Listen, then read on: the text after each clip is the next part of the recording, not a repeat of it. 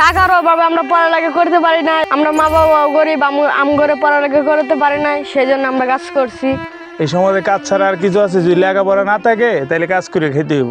পরের বিল্ডিং করতারি আমরা নিজের বিল্ডিং আমরা করছি না, করার ক্ষমতা নাই। নিজেদের জীবন পুড়িয়ে দিনাতিপাত করছেন ইটভাটার শ্রমিকরা। কঠোর পরিশ্রম আর অমানবিক শ্রমে কাটে তাদের জীবন। ইটভাটায় কাজ করা শ্রমিকরা দিনে ৮ ঘন্টার বেশি কায়িক শ্রম করেন। সাপ্তাহিক ছুটি নেই, বেতন কম হলেও কাজ হারানোর ভয়ে তারা কোনো দাবির আওয়াজ তোলেন না।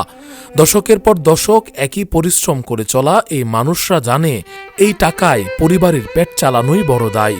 আমরা বিরিক পিলে কাজ করি, কাজ করে যে টাকা দাদন নিই, টাকা দাদন কাটতে আমরা সংসার চলে না, কোনো রকম চলে যায়। ইটভাটায় সরেজমিনে দেখা যায় শ্রমিকরা বিচ্ছিন্নভাবে হাড় ভাঙা পরিশ্রম করছেন। কোনো সংগঠন বা অধিকার আদায়ের পথ তাদের জানা নেই। শ্রমিকদের সঙ্গে কথা বলে জানা যায় ইটভাটায় কাজ ৩ ধরনের। মাঠে রোদে শুকানো ইট ভ্যানে করে ভাটার চেম্বার পর্যন্ত আনা, ভাটায় কাঁচা ইট সাজানো ও পুরানো ইট বিক্রির জায়গায় পৌঁছে দেয়া। এই ৩ স্তরে ৩ ধরনের মজুরি দেয়া হয়। শহরের বড় বড় দালান তৈরির কারিগর হলেও এই শ্রমিকদের জীবন উদ্ভূত। নিজেদের জীবন পুড়িয়ে পরিবারের সদস্যদের অন্ন যোগান দিতে তারা আগুনে ইট পোড়ান। কেউ তাদের কষ্টের খবর রাখে না, পরন্ত দুপুরে দেহ হেলে পড়ে, কেউ বোঝে না তাদের ক্লান্তি। সামান্য বেতনে কষ্টার্জিত অর্থ হাতে আসলে যেন মনে প্রশান্তির ঢেউ নামে। একজনের অর্জিত অর্থে হাসি পায় অনেকের।